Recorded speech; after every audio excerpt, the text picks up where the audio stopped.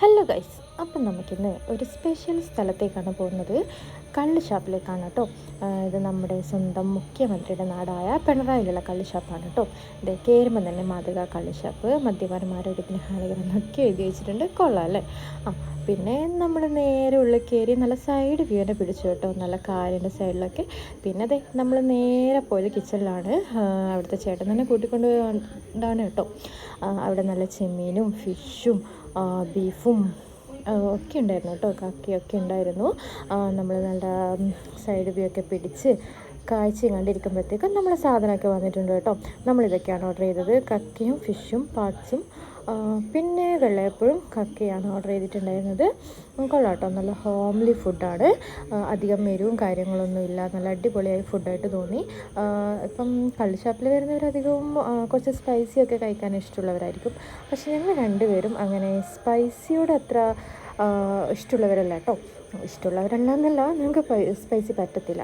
അപ്പം ഞങ്ങൾക്കിത് ഓക്കെ ആയിട്ട് തോന്നി കേട്ടോ. എനിക്ക് കൂടുതൽ ഇഷ്ടമായത് ഈ ഫിഷാണ്. നല്ല അടിപൊളി ഫിഷായിരുന്നു കേട്ടോ.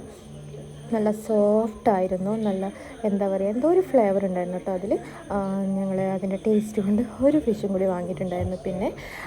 പിന്നെ ദേ ഈ വെള്ളയപ്പവും കക്ക ഇറച്ചിയും പാർട്സും ഈ കപ്പയും ഒക്കെ കൂട്ടി കഴിക്കാൻ നല്ല ടേസ്റ്റ് ഉണ്ടായിരുന്നു. നല്ല കാലിൻ്റെ വൈബ് പിടിച്ച് ഞങ്ങൾ കുറച്ച് നേരം ഇങ്ങനെ ഫുഡ് അടിച്ച് നല്ല അടിപൊളിയായിട്ട് അവിടെ തന്നെ ഇരുന്നു കേട്ടോ. നല്ല ടേസ്റ്റ് ഉണ്ടായിരുന്നു. അതെ, ഫിഷിനോട് എനിക്കെന്തോ ഭയങ്കര ഇഷ്ടപ്പെട്ടു കേട്ടോ. നല്ല സോഫ്റ്റായിട്ട് അടിപൊളിയായിട്ടുണ്ടായിരുന്നു. പാർട്സ് എനിക്ക് സാധാരണയായിട്ടാണ് തോന്നിയത് കേട്ടോ, കുഴപ്പമില്ല. കക്കയിറച്ചിയൊക്കെ നല്ല ക്വാണ്ടിറ്റി ഉണ്ടായിരുന്നു കേട്ടോ. നല്ല എത്രയാ ക്വാണ്ടിറ്റി കക്കയിറച്ചിയൊക്കെ. 2 പേർക്ക് അടിപൊളിയായിട്ട് വയറ് നിറയെ കഴിക്കാനുള്ളതുണ്ടായിരുന്നു. അങ്ങനെ ഞങ്ങൾ കഴിച്ച് പിന്നെ നേരെ വീട് പിടിച്ചു കേട്ടോ. പിന്നെയും ഫിഷ് ആണ്.